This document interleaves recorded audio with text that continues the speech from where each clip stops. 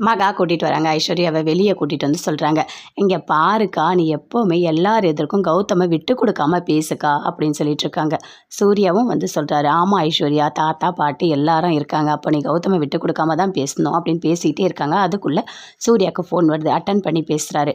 நாங்கள் போலீஸ் பேசுகிறோம், நீங்கள் சொன்ன அந்த மதனோட வீடை நான் கண்டுபிடிச்சிட்டேன், அங்கே தான் இப்போ இருக்கோம். அது மட்டும் இல்லை, அவனோட பைக் வெளியே தான் இருக்குது, அப்போ அவன் கண்டிப்பாக உள்ளே தான் இருப்பான், இன்னும் கொஞ்ச நேரத்தில் நாங்கள் அவனை பிடிச்சிருவோம் அப்படின்னு போலீஸ் சொல்கிறாங்க. அதை கேட்டவனே சூர்யா சொல்கிறாரு, அவனை சீக்கிரமாக பிடிங்க, பிடிச்சிட்டு எனக்கு ஃபோன் பண்ணுங்க அப்படின்னு சொல்லிட்டு. என்ன, யார் ஃபோனில் அப்படின்னு மகா கேட்குறாங்க. வேறு யாரும் இல்லை, போலீஸ் தான். அந்த மதன் எங்கே இருக்கானோ அவன் வீட்டை கண்டுபிடிச்சிட்டானோ அவனை பிடிக்க போகிறேன்னு சொல்கிறாரு அப்படின்னு சொல்கிறாரு. அதை கேட்டோன்னே மகா ரொம்ப சந்தோஷப்படுறாங்க. ஐஸ்வர்யாவும் சந்தோஷப்படுறாங்க. அவனை கண்டிப்பாக பிடிக்கணும், அவனை விடவே கூடாது, ஆனால் அவன் மட்டும் என் கையில் கிடச்சா அவனை என்ன பண்ணுவேன்னு எனக்கு தெரியாது அப்படின்னு சொல்லிட்டு மகா பயங்கரமாக கோவப்படுறாங்க. அப்படியே வெயிட் பண்ணிகிட்டே இருக்காங்க. சூர்யா பேசுகிற எல்லாமே கௌதம் அப்படியே ஒளிஞ்சிருந்து கேட்குறாரு. ஐயோ, அந்த மதனை பிடிச்சா நாம மாட்டிப்போமே, இப்போ என்ன பண்ணுறது அப்படின்னு சொல்லிட்டு உள்ளே போகிறாரு. போயிட்டு ஃபோன் பண்ணுறாரு. மதன் ஃபோன் எடுக்கவே இல்லை. ஐயோ, இப்போ பார்த்தா நாட் ரீச்சபிள்னு வருதே அப்படின்னு சொல்லிட்டு ஃபோன் ட்ரை பண்ணிகிட்டே இருக்காரு.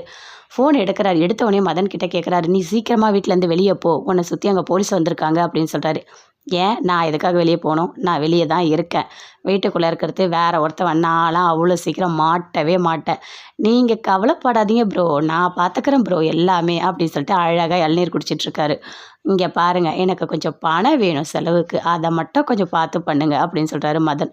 சரி சரி, நான் பார்த்துக்கிறேன், அப்பா இப்போ தான் எனக்கு நிம்மதியாக இருக்கா அப்படின்னு சொல்லிட்டு ஃபோனை வைக்கிறாரு கௌதம். வச்சுட்டு வெளியே வந்து பேசுகிறாரு. அப்போ மறுபடியும் சூர்யா ஃபோன் பண்ணி கேட்குறாரு, என்ன ஆச்சு அப்படின்னு சொல்லிட்டு. போலீஸ் சொல்கிறாங்க, இல்லை நாங்கள் வந்துட்டு உள்ளே போய் பார்த்தா அது அவன் இல்லை, வேறு யாரோ இருக்காங்க, அவனை பிடிக்க முடியல. ஓ அப்படியா, சரின்னு சொல்லிட்டு ஃபோனை கட் பண்ணிட்டார். அவனை பிடிக்க முடியலையா, அவன் வீட்டுக்குள்ளே இல்லை அப்படின்னு சொல்லிட்டு சூர்யா மகா கிட்ட ஐஸ்வர்யா கிட்ட சொல்கிறாரு. ஐயோ கடவுளே அப்படின்னு சொல்லிட்டு ரெண்டு பேருமே ஃபீல் பண்ணுறாங்க. விஜய் ஃபோன் பேசிகிட்டு இருக்காரு. அப்போ அப்படியே பார்க்குறாங்க கோடீஸ்வரி. ஐயோ, பிரபாக்கு தான் ஃபோன் பண்ணுறான், எப்படியாவது பார்க்கணுமே, யார்கிட்ட பேசுனான்னு கேட்கணுமே அப்படின்னு கிட்ட போகிறாங்க.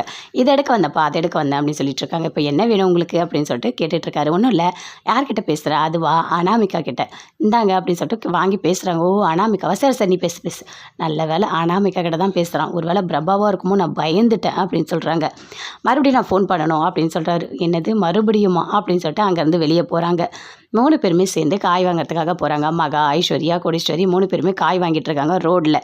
காய் வாங்கிட்டு இருக்கும்போது இந்த காய் அந்த காய்னு எடுத்துகிட்டே இருக்காங்க. அப்போ ஒரு காயை அப்படியே கோடீஸ்வரி உடச்சிட்டாங்க. ஏமா இதெல்லாம் பண்ணுற அப்படின்னு ஐஸ்வர்யா சொல்கிறாங்க. தெரியாமல் பண்ணிட்டேன்டி, அதுக்கேண்டி இப்படி திட்டுறீங்க அப்படின்னு சொல்லிட்டு பார்த்து காய் வாங்கிட்டே இருக்காங்க. அதுக்குள்ளே ஒரு லேடி ஒருத்தவனை போட்டு அடிக்குது. அதை எல்லாரும் பார்க்குறாங்க. இவன் என்ன பண்ணான்னு தெரியுமா, என்னையே கிண்டல் பண்ணான், இவனுக்கு எவ்வளோ தைரியம் இருந்தால் என்னை கிண்டல் பண்ணியிருப்பான் அப்படின்னு சொல்லிட்டு போட்டு செம்ம அடிக்கிறாங்க. சூப்பர், இப்படி தான் அடிக்கணும், இங்கே பாரு ஐஸ்வர்யா, உன்கிட்ட மதன் கிடச்ச உடனே அவனை இப்படி தான் நீ பண்ணணும் அப்படின்னு சொல்லிட்டு கோடீஸ்வரி சொல்கிறாங்க. அம்மா நீ ஏமா இதெல்லாம் சொல்லி கொடுக்குற, அமைதியாக இருமா, ஏதாவது ஆகிட போகுது அப்படின்னு சொல்கிறாங்க. அதெல்லாம் பார்த்துக்கலாம், ஆனால் பொண்ணுன்னா தைரியமாக இருக்கணும். இந்த பார்த்தியா அந்த பொண்ணு எப்படி புரட்டி போட்டு அடிக்குது பாரு, இப்படி தான் அடிக்கணும் அப்படின்னு சொல்லிட்டு கோடீஸ்வரி சொல்லிட்டு இருக்காங்க. அந்த பொண்ணு ஒரு காய் எடுத்து அவனை போட்டு அடிக்குது. கரெக்டாக சூர்யா வராரு. வந்தவொடனே அந்த பொண்ணுக்கிட்ட அப்படியே தடுக்கிறாரு அந்த சண்டையை. என்ன வந்தவொடனே சண்டையை ஆரம்பிச்சிட்டியா, வா வீட்டுக்கு போகலாம் அப்படின்னு சொல்லிட்டு கூட்டிகிட்டு போகிறாரு. காரில் கூட்டிகிட்டு போகும்போது அப்படியே கோடீஸ்வரி பார்க்குறாங்க, என்ன மாப்பிள்ளை கூட ஏதோ ஒரு பொண்ணு போதே அப்படின்னு சொல்லிட்டு அப்படியே உத்து நல்லா கவனிக்கிறாங்க.